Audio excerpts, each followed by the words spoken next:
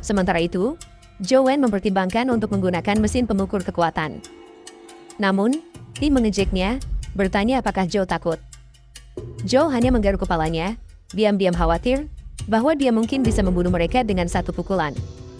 Pada akhirnya, mereka memutuskan untuk menggunakan mesin tersebut.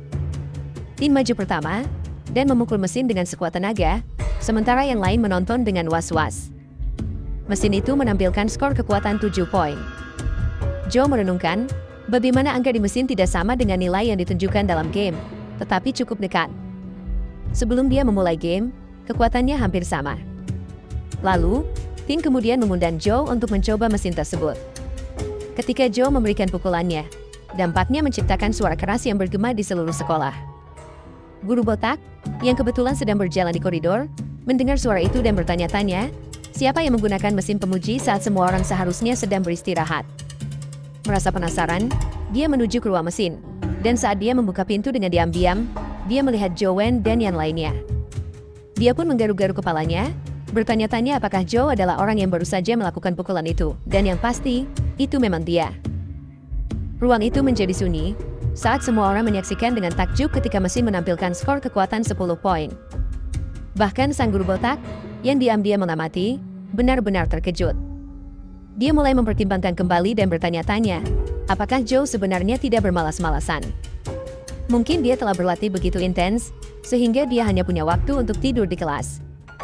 Dia bahkan mulai berpikir, bahwa penilaian kepala sekolah lama tentang Joe mungkin benar-benar tepat. Sementara itu, Fang Ruoxi bingung dan terkesan dengan pilihan Joe untuk menggunakan metode yang paling menantang untuk mengukur kekuatan, dan dia masih mencetak 10 poin tanpa menggunakan keterampilan bertarung Qi sama sekali. Tin jelas-jelas kesal dengan ini, dan dengan frustrasinya yang memuncak, dia menelan harga dirinya dan memberitahu Joe bahwa dia memenuhi syarat. Dia kemudian memutuskan untuk melakukan satu pukulan terakhir dengan sisa harga dirinya. Dia mengepalkan tinjunya, yang bergetar dengan suara gemuruh, dan memberikan pukulan dahsyat ke mesin. Kali ini, mesin menunjukkan skor kekuatan 11 poin. Pukulan itu membuat Tin benar-benar kelelahan, dan Joe memberinya cuma jempol atas usahanya. Namun, Joe tampak penasaran tentang sesuatu.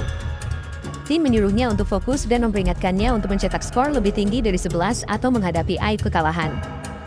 Joe kemudian bertanya kepada teman-temannya, apakah sekolah akan membuatnya membayar kerusakan jika dia merusak mesin. Pria berambut pirang itu dengan percaya diri meyakinkannya, bahwa dia akan menanggung biayanya jika mesin itu rusak. Dengan itu, Joe pun bersiap untuk memberikan pukulan terakhirnya.